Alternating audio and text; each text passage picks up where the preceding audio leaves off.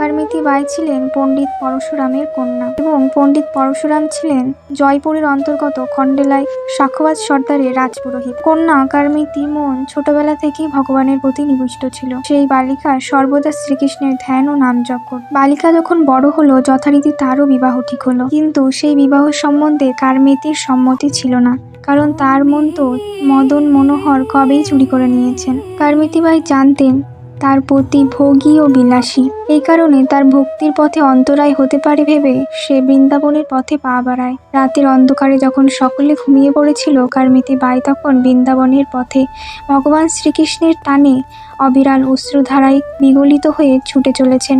পরের দিন সকালে কন্যার খোঁজ করতে করতে সবাই জানতে পারলেন কন্যা গৃহে নেই।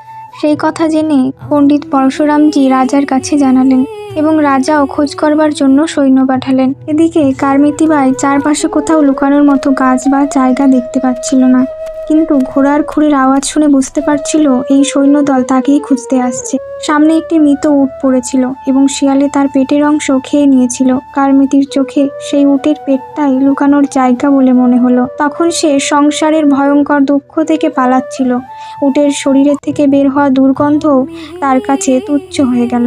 ভয়ে সে উটের পেটের ভিতরে ঢুকে লুকিয়ে পড়ল। ঘোড়সওয়াররা হতাশ হয়ে রাজাকে জানালো যে তারা কোথাও তাকে খুঁজে পায়নি। যার কৃপায় বিশ্ব অমৃত হয়ে যায়, আগুনও শীতল হয়ে যায়, তার কৃপায় কারমিতির উপর বর্ষিত হচ্ছিল।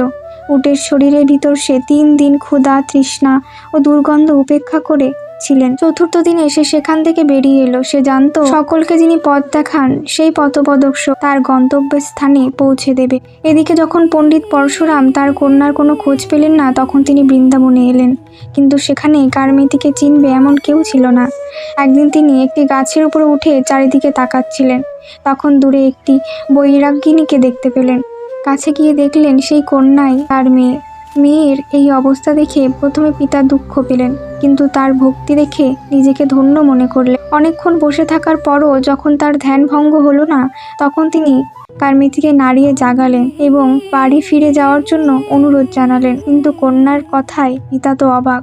সে বলছে, এখানে এসে কেউ কি কখনো ফিরে যায়? আমি তো ব্রজকুমারের প্রেমে ডুবে গেছি, এখন এখান থেকে কিভাবে উঠব? এরপর পরশুরামজি নিরাশ হতাশ হয়ে গৃহে ফিরে আসলেন এবং রাজাকে সব জানালেন। রাজা যখন সেই সংবাদ শুনলেন, তখন তিনিও কারমিতির দর্শন করতে বৃন্দাবনে এলেন। রাজার অনেক অনুরোধে কারমিতি বাই ছোট্ট কুটিরে থাকার সম্মতি দিলেন। রাজা তার জন্য বৃক্ষের কাছে একটি মঠ নির্মাণ করালেন। কারমিতি বাইয়ের ভক্তিতে রাজাও ভক্ত হয়ে উঠল। তো এই ছিল ভক্ত কারমিতি বাইয়ের ছোট্ট একটি জীবনী। রাধে রাধে।